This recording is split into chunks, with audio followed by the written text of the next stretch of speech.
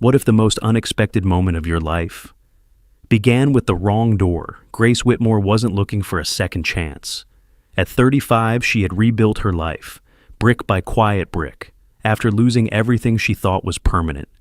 A new job at a prestigious architecture firm in Charleston was supposed to be just that, a job, safe, predictable, until one wrong turn put her face to face with Ethan Callahan, the company's elusive millionaire CEO, a man known for his brilliance and for the walls no one dared to cross. But what happens when a moment of embarrassment opens a wound in someone who's forgotten how to feel? What secrets still haunt Ethan behind his silent glances and locked doors? And how does a woman who's been abandoned by love learn to stand beside a man who's been shattered by it? This isn't just a love story. It's about grief, trust, quiet healing, and what it means to choose someone, not once, but every day after. Stay with us as we unfold millionaire CEO's accidental encounter with his secretary changes everything. If this story touches your heart, don't forget to like, share, and subscribe to the channel. Let's begin. Grace Whitmore wasn't supposed to be in that hallway, but sometimes the doors we're not meant to open lead us exactly where we need to be. The morning had started like any other in Charleston, quiet, with a soft mist lingering low over the city streets. October had settled in, and with it came that particular kind of southern chill that wrapped around your skin without ever quite biting. Grace arrived early, more out of anxiety than punctuality, clutching her old leather tote like it still held the remnants of the life she left behind. Her heels clicked lightly against the polished floors of the Callahan & Co. headquarters. It wasn't just a building, it was a legacy. A restored 19th century mansion turned into a premier architectural firm. It carried its history in the creak of the floorboards, in the weight of the crown moldings, in the way the morning light filtered through tall, wavy glass windows. She paused briefly at the front steps, taking in the grandeur columns that rose like sentinels, ironwork that curled like lace, and the faint scent of lemon oil and old wood wafting from within. She had accepted the position only 2 weeks ago, executive secretary to the CEO, Ethan Callahan himself. The title sounded heavier than she felt prepared for, but after 2 years of trying to rebuild her life, she had decided it was time to stop living in limbo. Charleston had always felt like a place people returned to when they needed to start again. Maybe that's why she had, still, standing in that historic hallway on her first day, nerves tangled with excitement in her chest. She had memorized the floor plan the best she could. Administrative wing, second floor. Her office was tucked just off the main corridor, a quiet corner where she'd spend most of her time organizing Ethan's schedule, handling correspondence, and doing her best not to make waves. But somewhere between the HR introduction and an awkwardly long tour, she lost her sense of direction, and now, 10 minutes before her first meeting, she needed to find a restroom, desperately. She turned down a hallway she didn't recognize, narrower, quieter. The walls painted in a rich ivory with framed sketches of restored Charleston landmarks. There were no signs, no voices, just the muffled ticking of a grandfather clock from somewhere down the corridor. Her pace quickened, scanning for a symbol, a label, anything. At the end of the hall, she spotted a door, half cracked open. There was a small, faded plaque near the handle, something she couldn't quite read from where she stood. But the sight of a tiled floor beyond and the faint sound of running water was enough for her to decide. She knocked once, gently, and when there was no answer, she pushed it open. The scent struck her first eucalyptus, crisp and calming. Then the space revealed itself not a restroom, but something else entirely. It was warm and softly lit, with dark wood cabinetry, frosted glass shelves, and a long marble counter lined with perfectly folded towels. A private washroom, yes, but no ordinary one. There was elegance in the silence, a kind of understated luxury she immediately knew didn't belong to the public part of the office. She turned to leave. Too late. From the corner of her eye, she caught movement. A door on the far end opened, and a man stepped through, toweling off his hair, dressed only in slate gray athletic shorts and nothing else. Water glistened on his shoulders. His steps were casual, unhurried until he saw her. Ethan Callahan stopped mid-step. Their eyes met his steady, hers wide with horror. Time collapsed. She'd seen his photo, of course, on the website, in the press. But nothing had prepared her for the gravity of his presence in person. He wasn't polished like in the pictures. He looked real, grounded, and altogether formidable. Grace's mouth opened slightly, a breath escaping that didn't form into words. Her instinct was to run, to stammer an apology and disappear forever, but her legs refused to move. He didn't yell. He didn't panic. His eyes narrowed just a touch, studying her face as if trying to remember where he had seen her. Then, calmly, he spoke, "You're not supposed to be here." 4 words, not cruel, not cutting, but firm, certain. Grace blinked, tried to speak, and failed. She nodded rapidly instead, stepping back toward the door, her fingers fumbling over the brass knob. I'm so sorry," she whispered, voice barely audible. "I thought this was the—" He raised one hand, stopping her mid-sentence. "Wrong floor," he said simply. She gave another rapid nod, her face burning, and exited as quickly and quietly as she could, without sprinting. Once in the hallway, she pressed her back against the cool wall, heart pounding, the air suddenly too thin to breathe. What had she just done, 10 minutes later? She sat at her desk, her hands still slightly trembling as she reviewed the orientation binder. A cup of coffee she'd barely touched sat cooling beside her keyboard. She forced herself to focus on the lines of text in front of her, but her mind kept drifting back not to the awkwardness of the encounter, but to the look in his eyes. It wasn't anger, it wasn't surprise, it was something else entirely. It was distance, and for a split second, something that looked a lot like sorrow. She thought the morning had ruined everything. But sometimes, it's not how you enter a room, it's how you stay in it. By the time the clock struck 10, Grace Whitmore had reviewed the day's itinerary 3 times, memorized the layout of her new office suite, and carefully aligned the pens in her drawer until they sat in perfect parallel. She kept her movements precise, her voice measured, and her eyes low whenever Ethan Callahan walked past her desk, which he had twice without a word or even a glance that suggested they'd shared that awkward encounter hours before. If he remembered, he gave no sign. She, on the other hand, remembered every frame of it, still. Professionalism was something Grace had learned to carry like armor. She settled into her role with quiet determination, cataloging files, syncing calendars, coordinating vendor schedules, and answering inquiries with polite efficiency. The team around her, mostly project leads and design assistants, seemed surprised by her calm presence.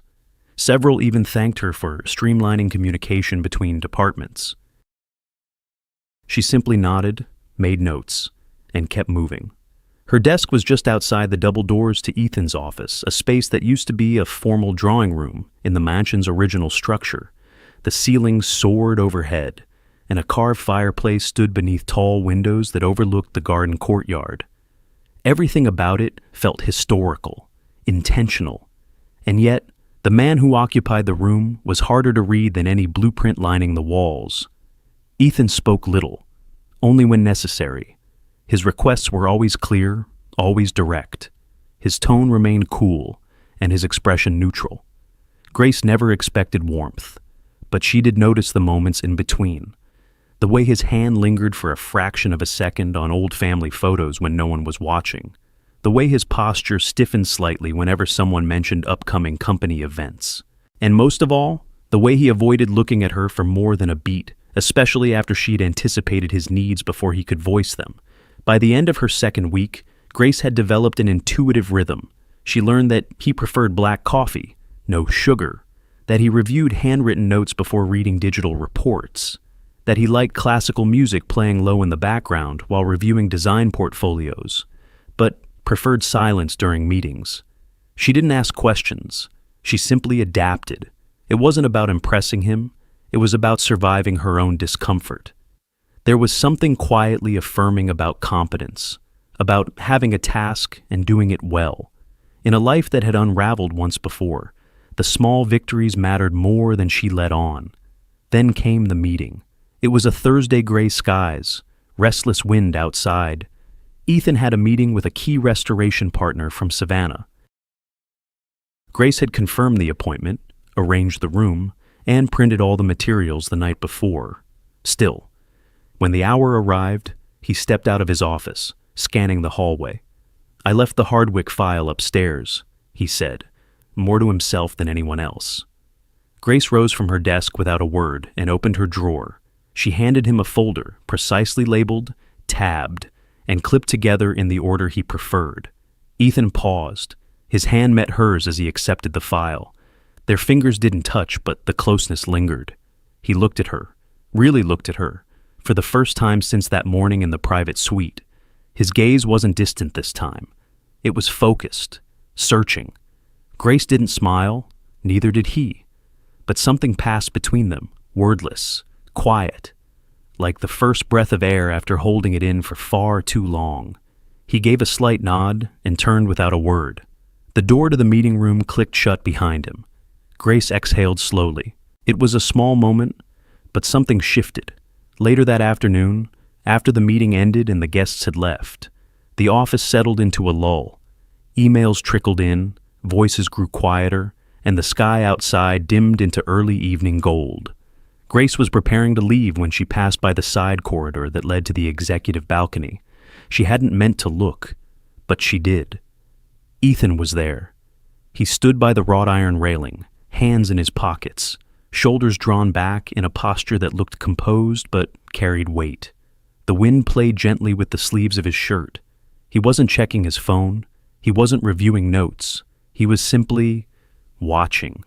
The city spread out below him, soft and amber in the fading light. Grace slowed her steps without meaning to.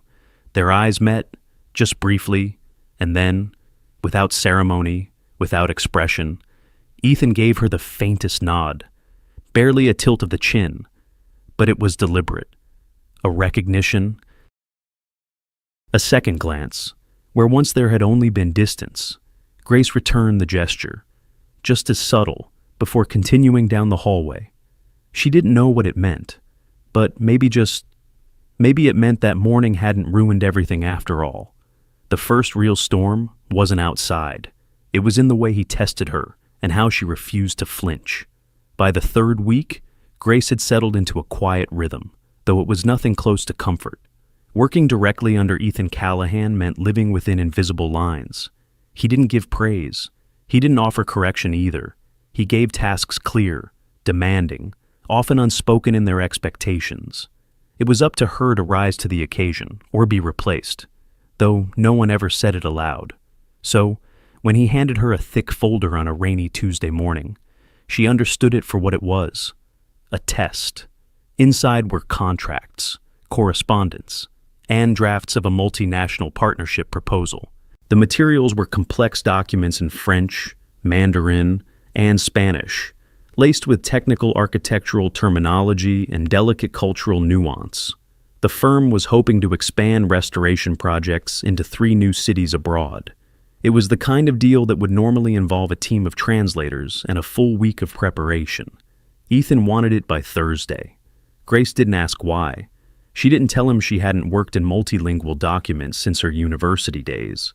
She simply nodded, took the folder, and returned to her desk. But inside, her stomach tightened. By late afternoon, the storm had rolled in from the harbor. Heavy rain tapped insistently against the tall windows, and thunder rumbled somewhere beyond the skyline. The office emptied slowly, employees packing up and wishing her good night. She responded with small smiles and polite nods, barely lifting her eyes from the screen. She stayed. The hours passed in quiet succession. The once elegant hush of the office deepened into stillness. Fluorescent lights overhead hummed faintly. Grace spread the documents across her desk in neat rows, color-coding points of concern, scribbling margin notes in pencil, switching between tabs on her laptop. Every so often, she stood and stretched, rolled her shoulders, poured another cup of tea from the staff kitchen. The rain never let up. Her coat still hung on the back of her chair. She had forgotten about it. Forgotten, too, that the building echoed at night, or that the second-floor heater clicked loudly as it kicked in. She was too far inside the work, and maybe too far inside the need to prove something not to Ethan, but to herself. It was almost 10 when she heard footsteps. She looked up. Ethan stood in the doorway, a slim leather binder in one hand, his expression unreadable. He wore a navy overcoat, damp around the collar, and looked as if he hadn't expected to find anyone still here. Their eyes met. For a beat, neither of them moved. Then, finally, he stepped forward. "I left a file on my desk," he said simply. Grace nodded, gesturing toward the room behind her. "It's unlocked." He didn't enter right away. Instead, his gaze shifted to her desk papers, neatly stacked. Multiple documents opened on screen, her pencil resting beside a yellow notepad covered in neat, slanted handwriting. "You're still working on the translations," he said. She nodded. "I'm about halfway through." He tilted his head slightly. "You didn't need to stay this late." Grace looked up at him. Her voice was calm, not defiant, but steady. "I stayed because it matters, to you and to me." The words hung there, suspended in the warm, humming quiet of the office. Rain lashed softly against the windows behind her. Somewhere in the distance, a clock struck 10. Ethan didn't respond right away. His gaze lingered on her face, searching again, the way he had during that meeting the week before. This time, there was something else in it, something softer, quieter, a kind of reluctant admiration, or maybe something he didn't want to name. Without a word, he shrugged off his coat, walked over, and draped it gently over her shoulders. It was warm, wool, still carrying the faint scent of rain and something crisp underneath cedarwood. Maybe, or the cool note of a late evening cologne. She froze for a second, unsure whether to say thank you or pretend it hadn't happened, but he was already turning away. "I'll be in early," he said over his shoulder, stepping toward his office. She sat still, watching him disappear into the dimness beyond the frosted glass door. The hallway fell silent again, save for the steady patter of rain and the hum of the heater kicking on once more. Grace pulled the coat a little closer around her, not because she was cold, but because, in that moment, it felt like something had shifted between them. Not a dramatic change, just a crack. But sometimes, all it takes is a crack for the light to get in. Sometimes, the things we don't say are the ones we carry the longest. The days that followed blurred into a quiet, careful rhythm. There was a shift subtle, but real. Ethan still didn't speak more than necessary, still moved through the office with the same measured precision, but the sharp edges had softened. When he handed Grace files now, there was the briefest pause, almost as if he was about to say something, then chose silence instead. When she entered the room, he no longer avoided eye contact. He didn't invite conversation, but he didn't shut it out, either. Grace noticed the smallest things. He no longer corrected her when she rearranged his folders. He didn't stop her when she started managing his inbox directly or fielding calls that used to go to his assistant. And when she stood beside him during weekly briefings, offering quiet clarification or redirecting complex questions with smooth diplomacy, he let her speak. It was trust, in its earliest form, not spoken, not confirmed, but present. On Thursday, she accompanied him to a meeting with the firm's legal team. He introduced her simply, then allowed her to review and comment on a confidentiality clause mid-conversation. She hadn't expected that kind of inclusion, not so soon, but she kept her expression neutral and her notes sharp. When the meeting ended, he offered a single nod before walking ahead. It wasn't much, but it was something. Later that afternoon, while organizing archival records in his office, Grace found herself alone as Ethan stepped out for a call. The space was quiet, touched by early autumn light that poured through the tall windows and fell in soft strips across the floor. She moved slowly, careful not to disturb anything. His desk, though impeccably neat, bore signs of someone who lived in details stacked blueprints, legal pads filled with notes and clean, controlled script, an old drafting ruler laid beside a fountain pen. Then she saw it. Just behind the desk, tucked within the frame of a built-in shelf, was a photograph. It wasn't prominent, not hidden, but not placed for display either. It sat slightly behind a set of books, as if someone had moved it once and never returned it to its original spot. She leaned closer. A younger Ethan stood beside a woman smiling, radiant in a sundress, one hand resting on his arm.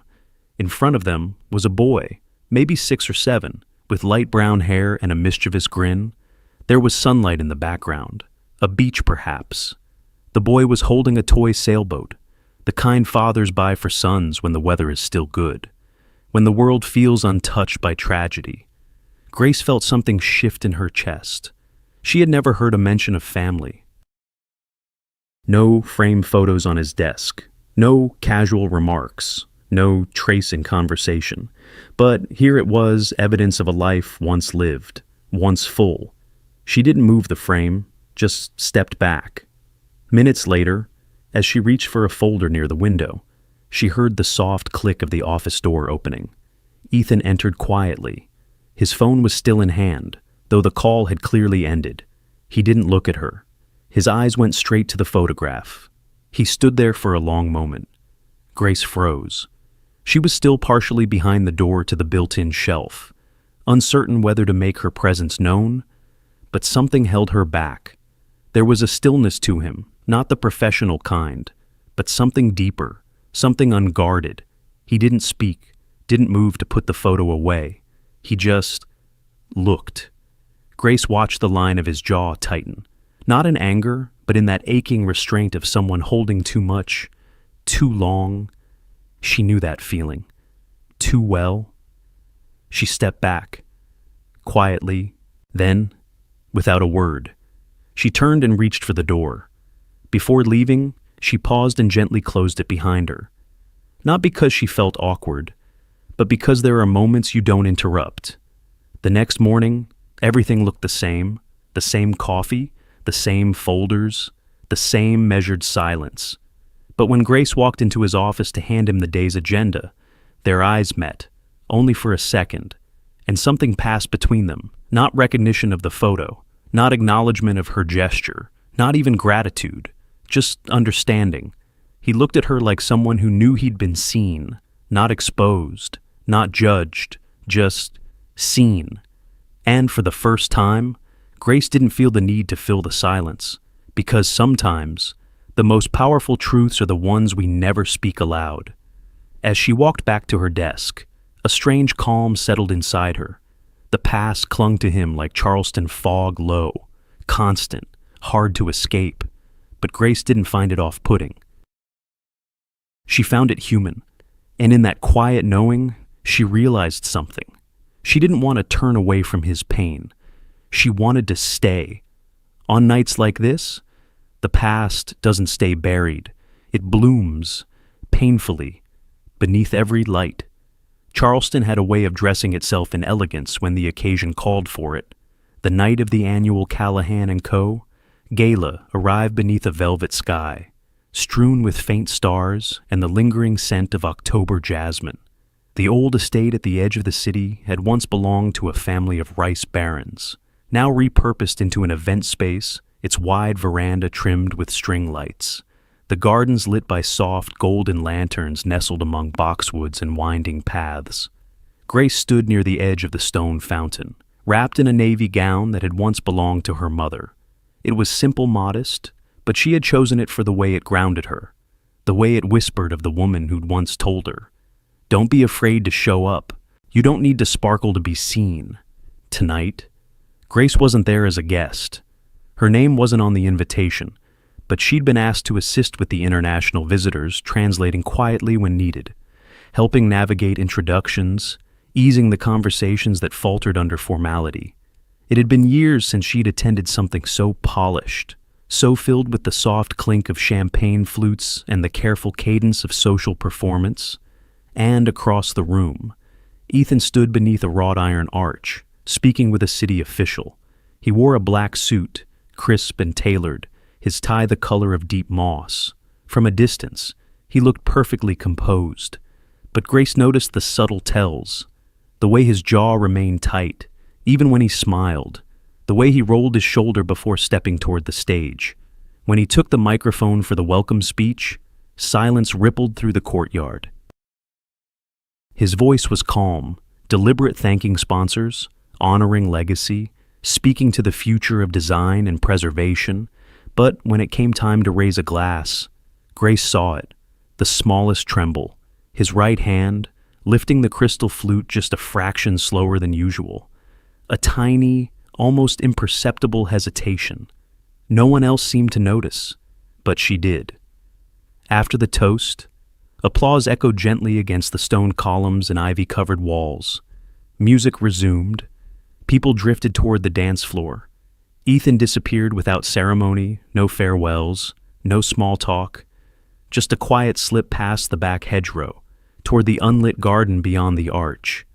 Grace didn't follow immediately. She lingered a few minutes longer, engaging in light conversation with an Italian architect and an elderly preservationist from Savannah, but her eyes kept darting to the shadows beyond the lantern-lit paths. Eventually, she stepped away. She found him standing alone near the edge of a garden terrace, hands resting on the iron railing that overlooked the dark marshes. The light from the house didn't reach this far. Only the moon cast a faint glow on the gravel path behind them. She didn't speak. She didn't clear her throat or announce her presence. She simply walked to within a few paces and stopped. The silence between them was thick, but not heavy. It had the texture of something shared, not endured. For a long while, neither said a word. Then, softly, so softly it could have been mistaken for wind through the trees, Ethan spoke. "This is where I stood, 5 years ago. Not this garden, exactly, but a night just like this." Grace remained still, letting the words come as they would. "There was another gala," he said. "Same crowd, same speeches, same champagne. Caleb and Caleb were supposed to meet me after the toast. I was talking to a senator about a tax incentive. I looked at my watch because they were late." He paused. The call came just after 8. Car accident. They were on their way back from visiting my sister. Someone ran a red light. Drunk. Broadside. The other driver died too. The quiet thickened. "I haven't raised a glass since," he added. "Not once." Grace's breath caught in her throat. He hadn't said her name, or his son's, until now. He wasn't just recounting. He was bleeding without tears, without show, and he was letting her witness it. She moved forward slowly, not enough to invade, but enough to close the space between absence and presence. He didn't turn. His right hand was clenched on the railing, white-knuckled, unmoving. Grace reached out gently and placed her hand atop his. Not squeezing, just resting, just offering. He didn't pull away. The wind stirred through the garden. A few notes of music drifted from the main house, something classical, delicate. And beneath it all, the soft thrum of 2 people standing in grief and something else unnamed. Ethan's shoulders lowered, just slightly. His hand loosened beneath hers, and after a long pause, he whispered, "Thank you, Grace. Not Ms. Whitmore, not my assistant, just Grace." The sound of her name in his voice was unlike anything she'd expected, like a door opening, quietly, after years of being sealed shut. She didn't reply. She didn't need to. Some moments are too sacred for conversation. They stood like that for a long time, no longer alone, but not quite together. Just 2 people, beneath the stars, learning how to live with the ache and maybe, just maybe, learning how to move through it. Before feelings are spoken, they show up in the smallest things, in silence, in glances, in the way someone chooses to stay. In the days following the gala, something changed, but not in a way either of them could name aloud. Ethan didn't bring up the conversation in the garden. He didn't mention the moment they had shared beneath the stars, or the quiet way Grace had steadied him with nothing more than presence. But the silence between them had shifted. It was no longer a wall. It had become a hallway. On Monday morning, As Grace sorted through the weekly reports and stacked them on his desk, Ethan paused beside her with a folded sheet of paper in his hand. "Are you available this afternoon?" he asked, voice low. She looked up, surprised. "Yes. I'm heading to a restoration site on Sullivan's Island. I'd like you to join me. No explanation, no formal pretense, just an invitation." She nodded, masking her curiosity behind a polite expression, but her chest tightened quietly, unexpectedly. She hadn't expected this. Not so soon. The drive to the site took nearly 40 minutes. The old colonial house they were working to restore sat quietly behind a line of windblown trees, its wood grayed by salt and time. Ethan walked her through the site personally, pointing out the structural changes, the compromises made between modern safety codes and historic integrity. He spoke easily, more than she was used to. His voice carried a calm certainty, and Grace found herself enjoying the rhythm of it, his reverence for the details, the way he lingered over a hand-carved banister like it held memory. They didn't talk about anything personal, but the comfort between them grew in the spaces between words. It was only when they got back in the car that the rain started. A light patter at first, then heavier fat droplets racing down the windshield as they turned onto the road back to Charleston. Thunder rolled somewhere far off, lazy and distant. Ethan glanced at the gas gauge, then pulled into a narrow side street where a tiny cafe stood, half hidden beneath a blooming crepe myrtle. "We'll wait it out," he said, without asking. Inside, the cafe was nearly empty. A couple of locals sat near the back, hunched over chess. The air smelled of cinnamon and something freshly baked. They took a booth near the window, the kind with peeling wood edges and cushions that gave just enough to make you want to stay longer than you should. Grace wrapped her hands around a mug of chamomile tea. Ethan sipped black coffee, no sugar. For a while, neither spoke. But the silence wasn't awkward. It was the kind that allowed thoughts to unfold. Grace traced the rim of her cup with one finger, eyes on the blurred window. Rain slid down the glass in rivulets, smearing the view of oak trees and quiet sidewalks.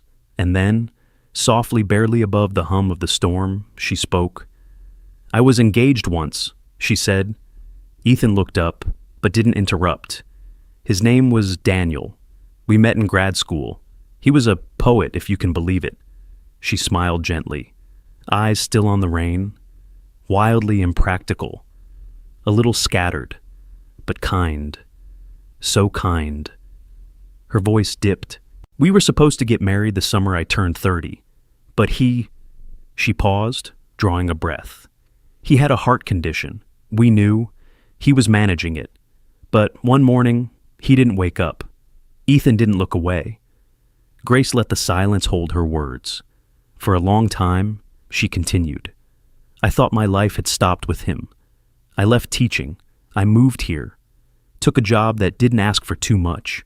Just enough to feel useful without feeling exposed." Her eyes met his now. "And then I opened the wrong door."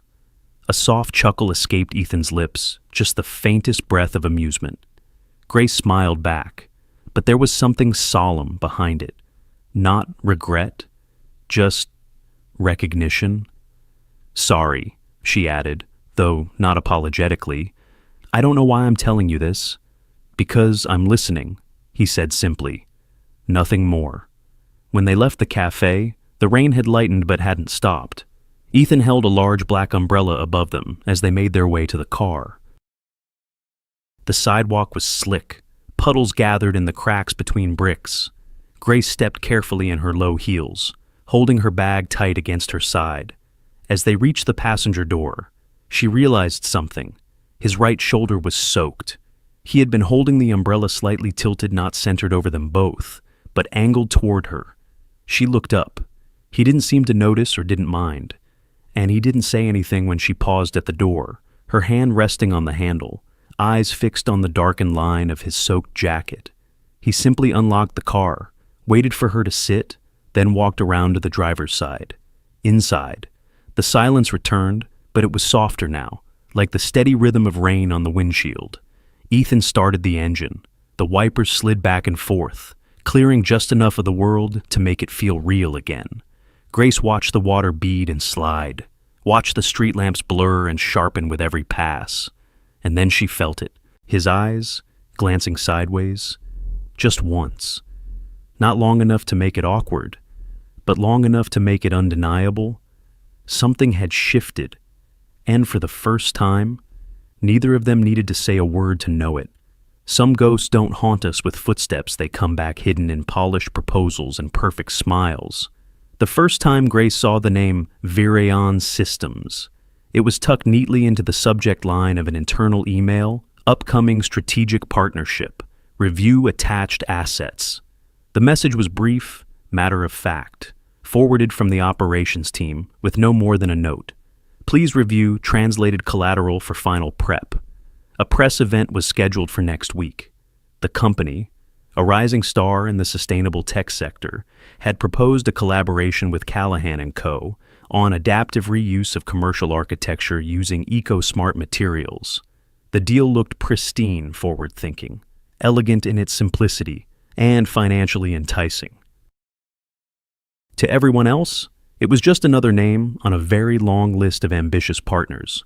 But for Grace, something about the name itched at the edge of memory. She sat at her desk, flipping through the folder documents translated into French, Mandarin, and German, contracts, bios, press notes, keynote drafts.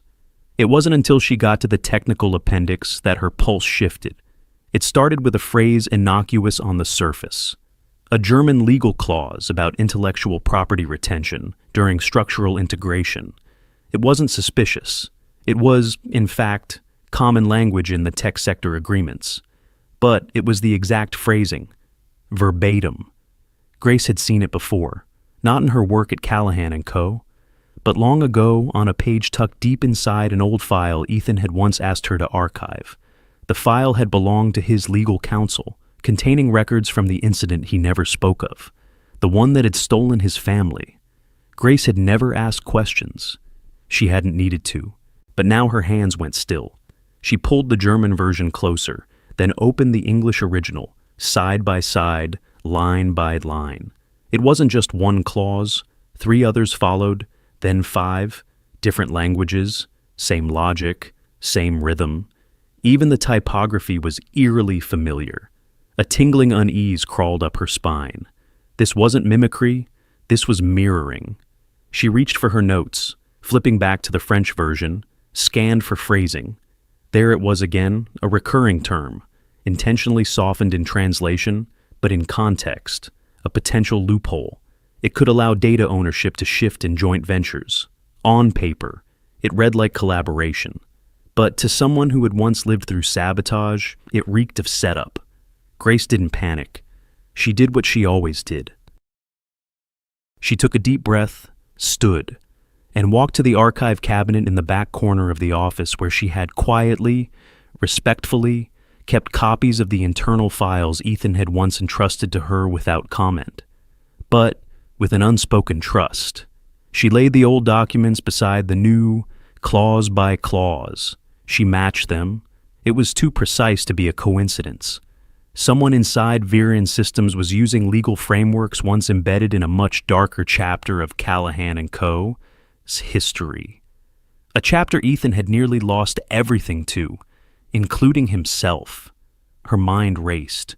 She returned to her desk, pulled the full set of digital files, checked metadata, compared timestamps. The names on the documents were clean, too clean, sanitized, polished, scrubbed of any direct links to what had come before, but buried in the Mandarin translation of the manufacturing partnership summary. She found it, a single character, a subtle shift in phrasing used in a context that no native speaker would employ unless instructed to, a fingerprint. She stared at the screen, her mouth dry. The phrase was identical to one she had flagged 2 years ago during a volunteer project with a legal nonprofit. Back then, it had shown up in a corporate fraud case, one connected to a man Ethan had once mentioned in passing, briefly, reluctantly, a name he hadn't spoken since. Nathan Rourke, his former partner, The one Ethan believed had leaked confidential blueprints to a competitor, the betrayal that had set off the chain reaction of litigation, tension, and spiraling stress that ended in tragedy. The name Virion never appeared in the old case files, but Rourke had vanished from the design world 3 years ago. Too many lawsuits, too much press, and now, Grace realized, maybe too many reasons to return under a new name. She didn't hesitate. She compiled everything, highlighted sections, scanned copies, side-by-side comparisons. Her hands were steady, but her breath was shallow. This wasn't a hunch, it was a pattern. And Ethan, he hadn't seen it yet.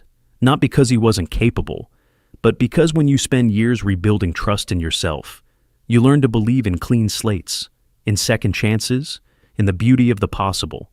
But ghosts rarely knock twice in the same way. They shape-shift. Grace printed the file, every page, then slipped it into a navy folder. She stood for a long moment at her desk, her hand resting on the folder's edge. The hum of the office around her carried on, keys tapping, distant phones ringing, muffled conversation. But in her world, time felt still. She crossed the office slowly, heels muffled on the thick rug, heart a tight knot behind her ribs. She stopped in front of Ethan's office. His door was half closed. His silhouette was outlined in the soft light from the desk lamp, head bent, fingers at his temple, reading something closely. Grace raised her hand, knocked once, then twice, soft but certain. Not all betrayals are loud. Some whisper, like the wind before a storm. The office was quiet, almost too quiet, as the last hum of conversation from the hallway faded into the distance. Ethan sat behind his desk, the folder Grace had handed him moments earlier, now open in front of him, its pages neatly stacked yet trembling under the weight of their content. He didn't speak, not right away. He simply stared, unmoving, his elbows resting on the worn leather of his armchair, fingers tented near his mouth. His eyes scanned the familiar formatting, the lines of legal phrasing, the carefully veiled loopholes, the translated jargon that only someone fluent in the world of betrayal would recognize. Page after page, his silence grew heavier. Grace didn't move either. She remained across the room, standing just inside the door, hands gently folded in front of her. Her presence wasn't pressing, wasn't probing. It was the kind of presence a person only learns through loss, still, patient, and deeply respectful. She watched as Ethan's jaw clenched. His eyes stopped at one section of text, a block highlighted in pale yellow. There was a name, not the full name, not even one that would catch most people's attention. Just an abbreviation. But it was enough. Grace saw it too. It wasn't just data. It wasn't just structure.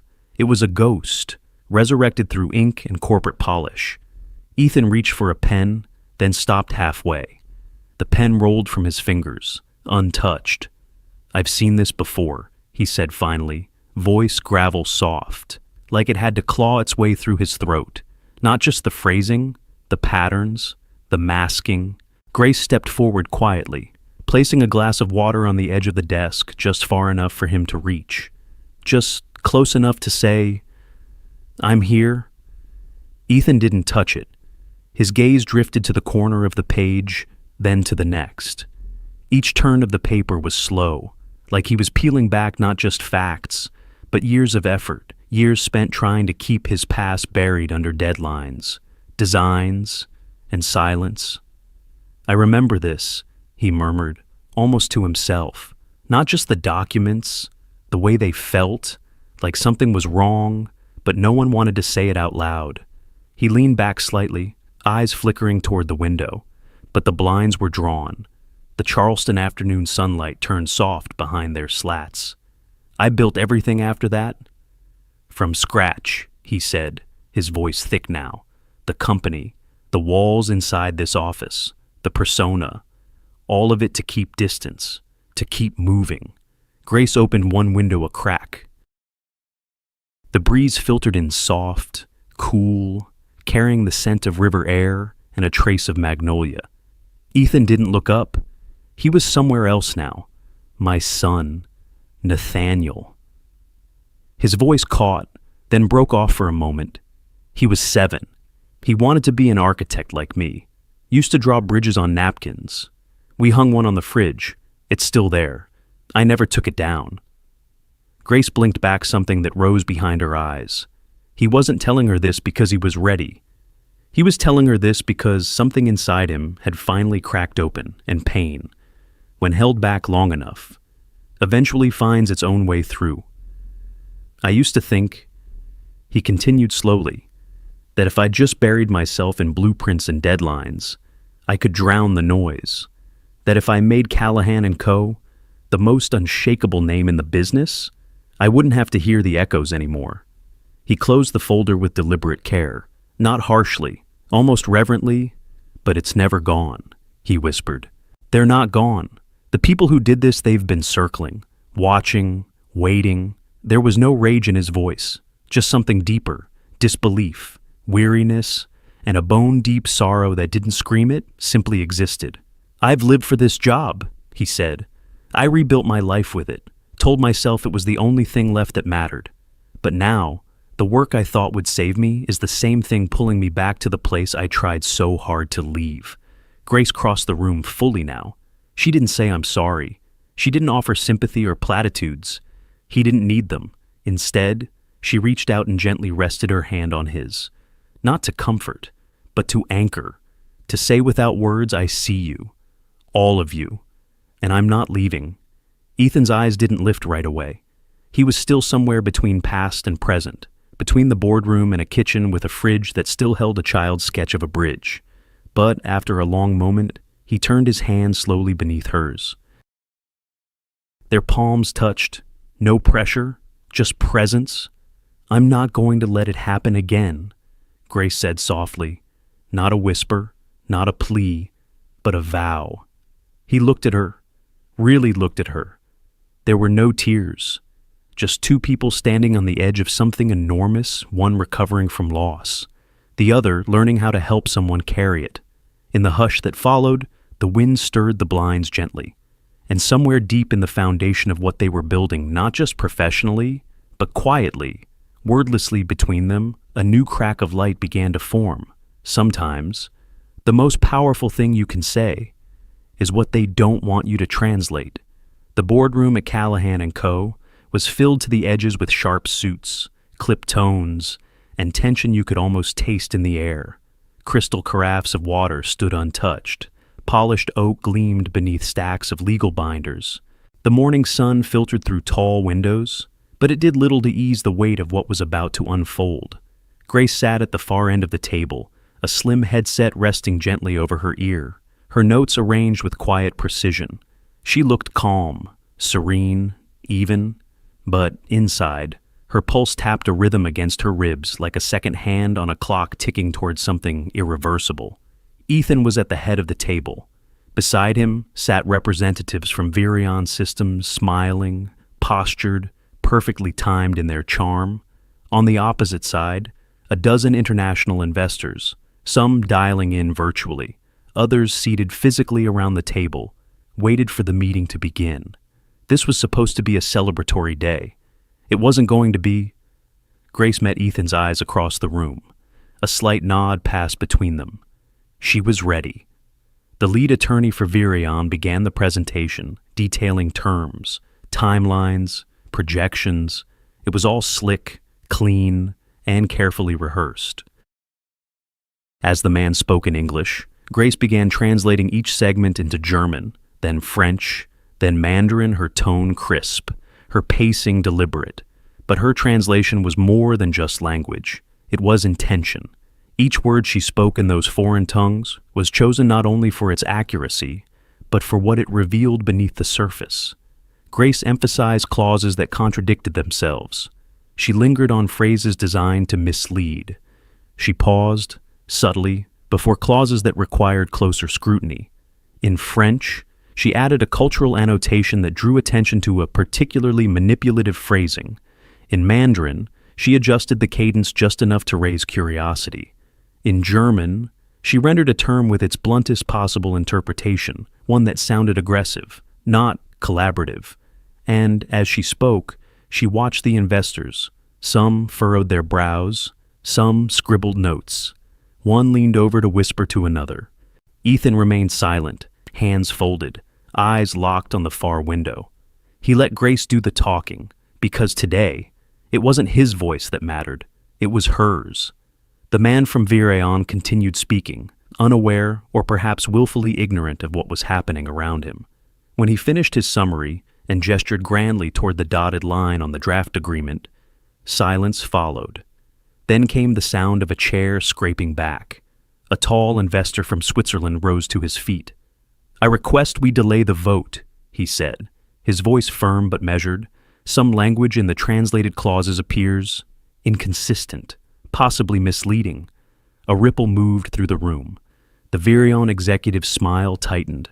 Grace felt her heartbeat slow, just slightly. The first domino had tipped.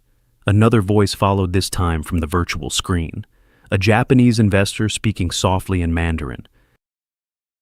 He echoed the concerns, citing Grace's translation as the reason he had noticed the discrepancies. Grace kept her hands still on the table, but her fingertips tingled. Ethan finally stood. He didn't raise his voice. He didn't point fingers. He simply placed both hands on the polished oak and said, "The truth never needed a translation." He let the words hang for a beat. Then he looked directly at Grace. But today, it has one. Silence. And then shifting chairs, murmurs, papers being shuffled. The Virion attorney leaned toward his colleague, whispering sharply. Someone from legal requested a recess. It was granted. The meeting broke apart like a glacier calving into the sea quietly. Then, all at once. Outside the boardroom, reporters and assistants hovered, sensing something had shifted. The hum of hallway conversation rose, then fell again, like wind between the old brick corridors. Grace stepped into the hallway, the headset now resting in her hand. Ethan followed shortly after. He didn't speak right away, just stood beside her, watching the light spill through the tall windows. He looked tired, but something in him looked lighter, too. "You just saved everything," he said quietly. Grace didn't look at him. She didn't need to. "It wasn't me," she replied, voice soft. "It was language. You just finally let it speak." But both of them knew the truth. It was her. It was her hours of reading between the lines, of understanding not just words but the intentions buried beneath them. It was her stillness, her focus, her ability to hold both courage and grace in the same breath. Ethan glanced at her, as if seeing her in a new light, not just as the woman who'd once walked through the wrong door, or the secretary who quietly outperformed every expectation, but as the reason the past hadn't repeated itself. Grace tucked the headset into her satchel. She didn't smile. She didn't need to. The silence between them was full. Shared, solid, and in the distance, the soft chime of the elevator echoed like a bell marking the end of something and the beginning of something else. The strongest men aren't the ones who never break. They're the ones who finally allow themselves to be seen. The late afternoon sun cast a honeyed glow through the high windows of the Callahan & Co. office. The day had settled into that quiet hour when emails slow, voices drop, and Charleston, just beyond the brick facade, seemed to exhale. Grace sat at her desk, not working, just sitting. The adrenaline from the morning had worn off, but the weight of everything still lingered in her chest like fog refusing to lift. She didn't hear him come in. The door opened with a hush, and Ethan stepped inside, not as the CEO, not as the man who commanded boardrooms with a single look, but simply Ethan. He looked different, not in appearance, still in his pressed shirt, still carrying the stillness that often followed him like a shadow, but something had softened. The space around him no longer bristled with control. He closed the door behind him and leaned lightly against the frame. For a long moment, neither spoke. Grace didn't stand. She just turned slightly in her chair, hands resting on her lap. She could feel his eyes on her, not studying, not assessing, just seeing. Ethan broke the silence first, his voice quieter than usual, almost hesitant. "I didn't come to talk about the company." Grace nodded gently. He stepped further into the room, walked to the window, and looked out at the trees beginning to shift into autumn's colors. Then, almost as if to himself, he said, "Do you know what people always assumed about me after Caleb and Caleb died?" She didn't answer. He wasn't really asking. They thought I was strong, that burying myself in work was resilience, that building this company higher, faster, harder, was a sign I'd survived. He exhaled, and it sounded like the release of years. But all I really did was hide. I hid behind schedules, expectations, perfectly tailored suits. I controlled every variable I could, because the one thing I couldn't control, what happened that day, nearly killed me. Grace's breath caught. Still, she didn't speak. He turned toward her now, slowly. His hands weren't in his pockets. His arms weren't crossed. He stood bare, not in body, but in every way that mattered. I used to think that loving someone again would be the ultimate betrayal, that if I let someone in, even a little, I'd be erasing what I lost. His voice cracked, just slightly. And yet, he continued, stepping closer. Every time you walked into a room, something cracked open in me. He stopped a few feet from her desk. I started wanting things I hadn't allowed myself to want in years. The sound of your laughter down the hall, the way you never shrink, even when I was difficult, the way you just knew when to speak and when to simply be there. Grace stood now, slowly, carefully, but still. She said nothing. Ethan searched her face. "I didn't come here to make a confession," he added. "Not in the way people expect. I just needed to let someone see what's underneath." Grace stepped forward until they were a breath apart. She reached up, not to touch him, but to rest her hand near his chest, palm hovering over his heart, just shy of contact. Then she asked, not with demand, not with fear, just quiet conviction, "Are you ready to stop being afraid?" The room was still. Ethan's eyes searched hers, and something in him, something old, something stubborn, finally let go. He leaned in, resting his forehead gently against hers. There was no rush, no dramatic kiss, no sweeping promises, just breath and presence and peace. His hand came up slowly, brushing a strand of hair from her cheek. His fingers lingered, not possessive, not hesitant, but reverent. When he finally spoke again, it was barely a whisper. "I think I'm ready to live without walls." And Grace, whose own heart had long been a quiet room waiting to be filled, finally smiled, not with triumph, but with recognition. Because for the first time, they weren't standing on opposite sides of grief or duty or fear. They were standing together, on the same side of something real. Not every love story ends with fireworks. Some begin with a quiet cup of coffee on a rainy Tuesday. It had been a full week since that quiet moment in Grace's office, since Ethan had stepped in, not with power, but with vulnerability. The world outside hadn't changed. The office still buzzed. Meetings still filled the calendar. The Charleston air still carried its humid weight. But something in them had shifted, subtle, but certain. Grace sat by her kitchen window early that morning, watching droplets collect on the glass. The kind of slow rain that didn't bother to storm, just fell with intention, soft and steady. Her phone buzzed beside the teacup she hadn't touched. A single message. Free for coffee. No punctuation, no flourish, just that. She didn't hesitate. Yes. They met on the edge of town, where Charleston slowly gave way to quieter roads and weathered porches. The cafe was an old converted house, its wood floors creaking beneath every step, filled with the scent of roasted beans and something sweet baking in the back. No one looked twice when they walked in.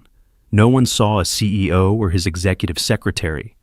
Just a man and a woman on a rainy morning, choosing the seat by the window like they'd done it a dozen times before. They didn't rush. That was the first gift of the day. The waitress brought their drinks black coffee for him, hazelnut latte for her. Grace wrapped her hands around the warm ceramic mug. Not because she was cold, but because sometimes we hold on to simple things when words feel too big. They didn't talk about the company, not once, no mention of meetings or investors or deals. Instead, they talked about smaller things, books half read in childhood homes, what she cooked when she couldn't sleep, the kind of music he listened to when no one else was around. It felt less like a first date, more like returning to a conversation paused years ago. There were no grand gestures, no confessions, but in the quiet between sentences, in the gentle cadence of shared breath, there was an intimacy far deeper than declarations. Grace looked out at the rain and smiled. "This is strange," she said, not uncomfortably. Ethan stirred his coffee slowly. "Good strange." She nodded. "I'm not used to things feeling gentle." He took that in with a slow blink, then, after a beat, said, "Me neither." There was a pause, but not the kind that begged to be filled, the kind that felt safe. Then he said something that didn't sound rehearsed or poetic, just honest. "Maybe, this time, I don't have to lose everything to feel something real." Grace didn't respond right away. She let it sit in the space between them. Let it breathe. Because healing, she had learned, wasn't always about answers. Sometimes it was about allowing someone else's truth to rest beside your own. She reached across the table and brushed her fingertips against his knuckles. A small gesture, but for Ethan, it might as well have been the sky opening. She didn't say "I love you." She didn't promise forever. What she gave him was far more difficult and far more rare. "I don't know where this goes," she said, voice low, eyes steady. "But I know I don't want to keep walking through life pretending I don't feel what I feel." He turned his hand over, palm up, meeting her fingers with his. "No more pretending," he whispered. Another moment passed silent, but full. Then Grace smiled. Not the composed, polite smile she wore in boardrooms. A soft, quiet smile that made her eyes crinkle and her shoulders relax. "Let's just not lose each other," she said. And with that, something unspoken became real. The rain continued outside. Cars passed slowly. A dog barked somewhere down the street. Life moved forward, unaware of the two people in a quiet cafe who had, for the first time in a very long time, chosen to stop running. They didn't need a conclusion, because what they had now was a beginning. It began with a wrong door. It ended with the right one held open, not by chance, but by choice. The sun had just begun to lift itself over the edges of Charleston's skyline when Grace stepped out of the car. The city looked quieter than usual at this hour, as if holding its breath, not because anything grand was about to happen, but because everything that mattered was already unfolding. She walked alongside Ethan, not behind, not ahead, but beside him. There was no awkwardness now, no quickened breath or uncertain glances, just the steady rhythm of two people who had grown into something stronger than where they'd started. The tall glass building of Callahan & Co. still looked as imposing as it had the first time she walked through its doors. But today, it didn't feel like a fortress. It felt like home. Inside, the front lobby had changed. Warmer colors now adorned the once sterile walls. Local artwork replaced generic prints. There was a quiet hum of music in the background. Subtle, but unmistakable signs of transformation. Grace had helped design those changes. She wasn't Ethan's executive secretary anymore. She was now director of internal communications, brought on not just to write memos or plan newsletters, but to shift the culture, to remind the company that behind every project and profit report were people, and real stories. She had become, in many ways, the voice of what the company had forgotten its heart. As they walked past the central atrium, a young woman clearly new, clutching a folder too tightly, approached her. "Ms. Whitmore," she asked, eyes wide with admiration. "I've heard you're the one to go to when you're feeling lost on day one." Grace smiled gently. "Well, I can't promise I won't get you more lost," she said with a soft laugh. "But I do know a thing or two about wrong hallways." The young woman tilted her head. "Curious. Do you remember your first day here?" she asked. Grace looked up for a moment, as if replaying it in her mind. She didn't need to dig far. That hallway, that door, that unexpected encounter. Very clearly, she replied. I opened the wrong door. There was humor in her tone, but something more too. A quiet reverence, as if she now understood that some wrong doors are just right ones in disguise. The elevator opened and she excused herself. Ethan was already waiting at the top floor, just outside the large conference room. There was something unspoken about the way he stood there leaning slightly on the wall, one hand in his pocket, the other resting gently on the door handle. He looked over and offered a small nod. It was subtle, but she understood. Today was an important meeting, a presentation to investors and department heads about the company's new direction, her direction. But more than that, it was a beginning she had once thought impossible. Ethan didn't say anything. He didn't need to. He simply opened the door, not out of obligation, but out of something much deeper. She paused for a second, just long enough for the moment to settle into her bones, then stepped forward, passing him with the quiet confidence of someone who had earned her place not just in the room, but in the story that had unfolded around her. The meeting went well. There were questions, ideas, plans. But the lasting image wasn't of charts or slides. It was of Ethan, seated quietly in the back, watching her not with control, but with quiet pride. Later that afternoon, she sat by the window in her office. The same rain from months ago had returned, softening the world outside into watercolor shades of gray and green. She watched it fall for a while, hands wrapped around her now cold coffee, and then, almost instinctively, began to type, not for a report or an announcement, just a few lines, for herself. Healing doesn't always arrive with thunder. Sometimes, it enters quietly when someone holds the door open, and you're finally ready to walk through. She paused, reading it back. It wasn't about Ethan, not entirely. It wasn't even about herself. It was about what they'd built together. Not just a new department, not just a company, but a place where choosing softness wasn't a weakness, where grief wasn't hidden, but honored, where two people had walked through the wreckage of old lives and found a new door, one not marked with a name or a title, but with trust. And for the first time, neither of them was afraid to open it. Sometimes, the doors we walk through by accident lead us exactly where we need to be. This story reminds us that healing doesn't always come with noise, and love doesn't always begin with certainty. For those of us who've lived long enough to carry both joy and sorrow, we know that life has a way of surprising us, even after the storms we thought we'd never survive. Ethan and Grace's journey teaches us that broken people are not beyond redemption, and that the quiet presence of someone who sees us, truly sees us, can begin to mend what grief tried to silence. It's never too late to open your heart again, to forgive yourself, to trust that not all doors lead to pain. Sometimes, the most powerful moments in life come softly in a shared silence, a knowing glance, or simply choosing to stay. So, if you've ever believed that your best days are behind you, let this story remind you, love, healing, and second chances don't come with age limits. They come when we're finally ready to let someone in, and that might just change everything. Thank you so much for spending your time with this story. If it touched your heart, even just a little, please take a moment to like, share, and subscribe to our channel. Your support helps us continue telling meaningful stories that inspire, heal, and connect us all. Until next time, take care.